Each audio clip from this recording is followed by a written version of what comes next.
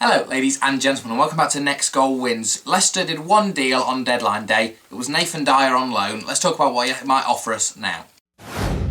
So yeah, like I said, there was one deal done by City on deadline day. It was Nathan Dyer with all the talk from Carrillo and Walter's rumour kind of cropping up in the morning. It was only one deal and it was Nathan Dyer on loan, and that one came out of nowhere. It came up on the screen on Sky Sports, Leicester sealed Dyer on loan, and I was thinking, Lloyd Dyer's back, but no, it was Nathan Dyer. Nathan from Swansea, a player we all know possesses massive talents, one of those being pace. Pace is his biggest threat, and to add that to what we already have, I mean, we must by far have the fastest attack now in the Premier League, if not the whole of Europe. I mean, what he is just a great option to have off the bench. It's Premier League experience. Yes, Dodu might come good, but Dyer is proven at this level. He's proven at the Premier League, and he's got kind of an end product which is important. He's played over 200 games for Swansea, featured for massively, basically up to this season, almost every game and regularly. So it's a signing I'm very, very pleased with. What is the offer then? Like I said, pace and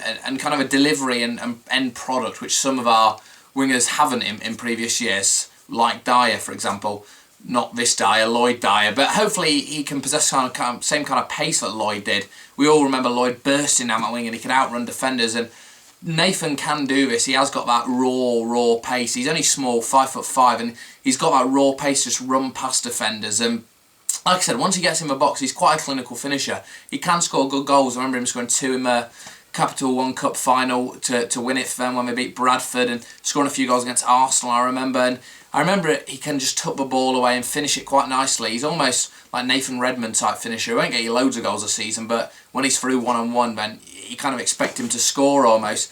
With his delivery's always been slightly inconsistent, almost like Oxlade-Chamberlain or Walker or Townsend or someone like that, but his delivery isn't bad. I mean, it's not all Brighton standards, and I think that's why all Brighton will still start ahead of him. I think the squad's so settled now, but say it's the last 10, 15 minutes of a game, 20, 25 minutes even against, I don't know, anyone in the league really. I was about to say just Man United, Chelsea or whatever, but anyone in the league. You bring on his pace as a threat, and say Kramaric starts or something like that, you can bring on him and Okazaki's pace. For the last 20 minutes, it's going to cause teams massive problems. And that's a real asset for us to have now in the squad. To have someone who can come off the bench and make a real impact. I know, as I've said, Dodu might be a talent, but as of this moment, he hasn't proven himself at all. And Nathan Dyer has it at this level. So, despite only being one deal on the day, I know a lot of us wanted like a big deal on the last day, but I think we all have to be happy with what we ended up with. Because Dyer, as much as it's only one player in, he's a vastly experienced Premier League player, which is what we wanted. A winger, which I said we needed for backup. Now, there's a few people talking about a right back, which they say we needed, and I do feel like we might have helped getting cover at a right back, bringing someone in to kind of back up Delight if something goes wrong. People talking about Sam Byram on Twitter, things like that. Obviously, El Mohammadi, that was one, but 7 million quid, I'd never pay for El Mohammadi. 4 or 5 million, happily part of the money, but 7 million quid for El Mohammadi, I can't justify that. With Walters, another one, I wouldn't have taken Walters. A few people saying they would, but I don't see what he offers us. He doesn't really offer us any kind of threat. He's not a massive goal scorer. There's players who are better than him, but we could have got for 3 million quid. So I'm glad that one didn't go through. Other than that, I think it's been a good transfer window. I said in my earlier video, I think it's been a really good transfer window. A 9 out of 10 transfer window. If we'd have got a right back in, I'd probably say a 10 out of 10 transfer window. And I know some people say Ben Luan can be a right back, but I don't think he's an out-and-out right back. But I think what Dyer does do by Dyer coming in is it offers the chance for us to play Albrighton kind of right wing back again and push Dyer on the wing, and then Schlupp can kind of interchange with Fuchs or Chilwell if he progresses through the youth squads. So Dyer is a useful kind of signing because it offers up that role again for Albrighton to play wing back if we do change into a 3 at the back or 5 at the back, whichever way you want to look at it, formation. It just gives that kind of freedom for him. Away from Leicester, the biggest deal of the day was Anthony Martial signing for Manchester United from Monaco for £36 million.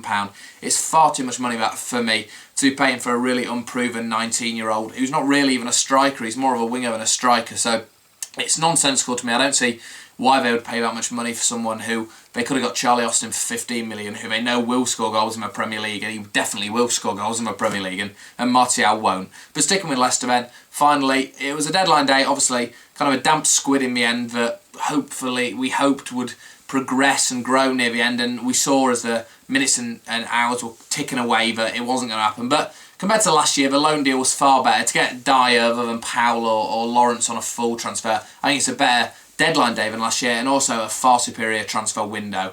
You look at our transfer window, I know we didn't do much on deadline day, but really, would we want to? Why don't we just get it sorted like we have done, make a good start to the Premier League and be happy? Okazaki's come in, he's done well. Inler's come in, he will do well. Kante's come in, he's done well already. Fuchs has come in, he'll be a really good utility player. Ben Lawani, the same.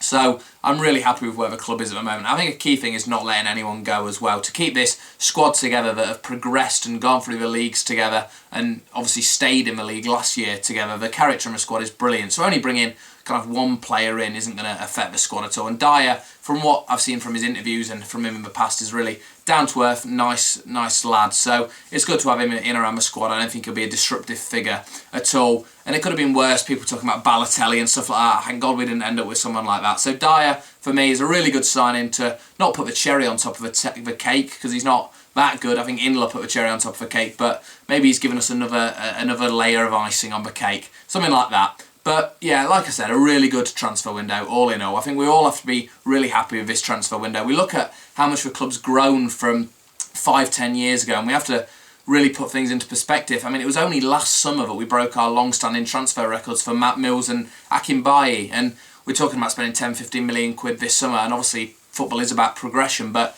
we have to take a reality check at one stage and think, well, it was only last summer we bought Ulloa for 9 million and there were people complaining, and he ended up doing well. So, you know, we're at a stage of our lives as a club where we want to move on to top 10, but at the same time we want to survive. So I think the squad we have at the moment is perfectly ample and can suitably accomplish that task that Ranieri has to get to 40 points as soon as possible.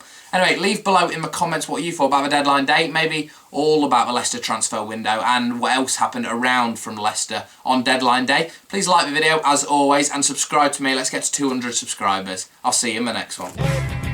Yeah, black paisley, mama told me. Yeah.